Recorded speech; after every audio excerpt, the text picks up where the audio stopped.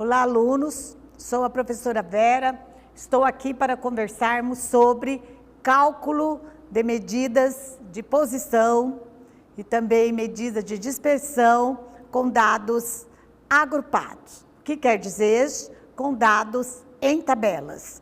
É diferente do que já foi visto do cálculo com dados soltos, dados separados, sem tabelas.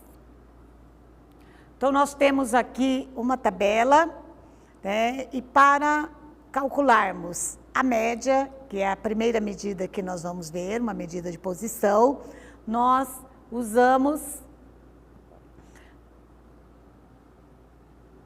esta coluna, né, e esta coluna. Então, essa coluna, nós vamos fazer a multiplicação de um pelo outro, todos os dados até o final. Fazemos a multiplicação e nós chegamos nesse resultado, né, essa soma dos dados encontrados, que é 6.440. E, então, o cálculo da média, o resultado da média será o resultado dessa divisão, 6.440 dividido por 40. Depois nós temos o cálculo da moda. Como nós vamos calcular a moda, que vocês já viram anteriormente, que é aquilo que aparece mais, que repete mais.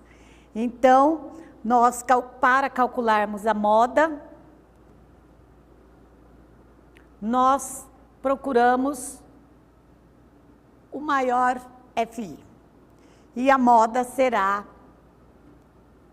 o ponto médio correspondente, que no caso é 160.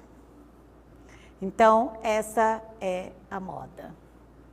Depois, nós precisamos calcular também a mediana. Para calcular a mediana, nós vamos usar também esta coluna. Iniciamos o cálculo da mediana, sempre dividindo o total, que é o 40, por 2, e vai ser 20. Partimos daqui. Nós temos que procurar nesta coluna de frequência acumulada o valor imediatamente superior ao 20. E no caso vai ser o 24. No caso vai ser o 24. Então essa é a classe mediana. Essa é a classe mediana. Então, para calcularmos a mediana, nós vamos usar 158, que é o limite inferior da classe, né? Esse 20, né? Menos 13, que é o anterior, sobre 11 vezes 4. Então, o que é o 4? É o H, que foi encontrado anteriormente, que é o intervalo entre um limite de classe e outro.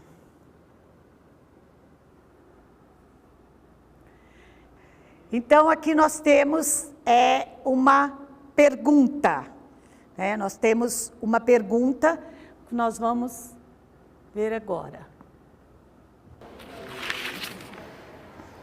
Professora, eu estou fazendo um levantamento de notas dos meus alunos do 5º ano e eu queria saber como que eu posso determinar a medida de posição desse conjunto de dados.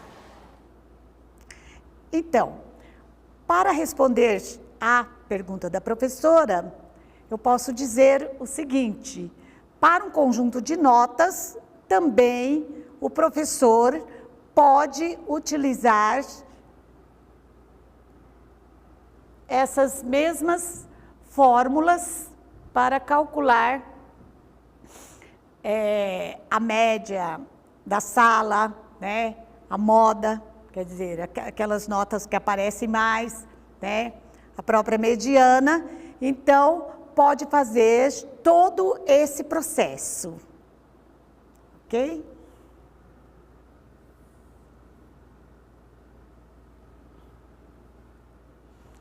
Bom, então nós temos aqui agora o cálculo, né, das medidas de dispersão, né, que seria a variância e o desvio padrão. Então, nós temos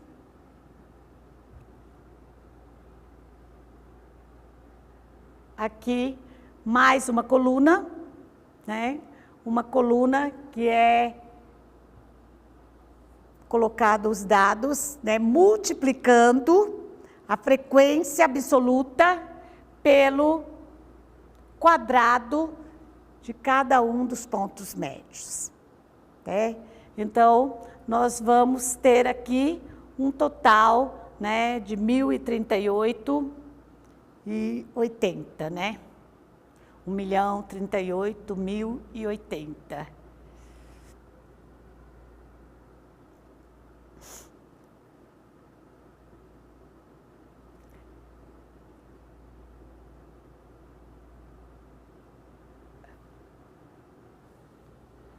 Agora, nós temos uma fórmula, né, para calcular essa variância, que é, né, usamos aquela coluna, né, a coluna do FI vezes o XZ ao quadrado sobre, dividido pela soma do FI, que aqui no caso é 40, né?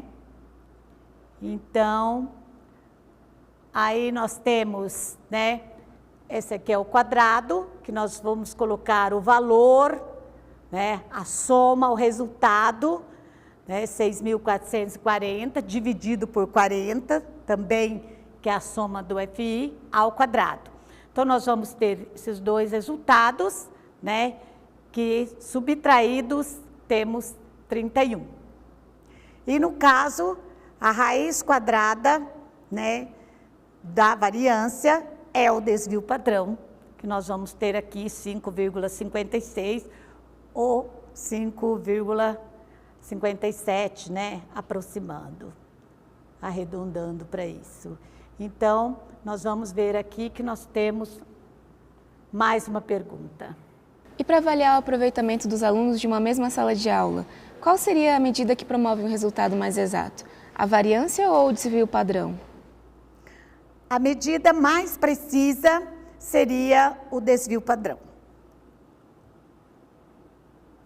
Bom, alunos, nós encerramos aqui mais uma aula e eu gostaria de solicitar a vocês que colocassem suas dúvidas sempre ou no quadro de avisos ou na ferramenta Fóruns, e eu estarei sempre à disposição para atendê-los.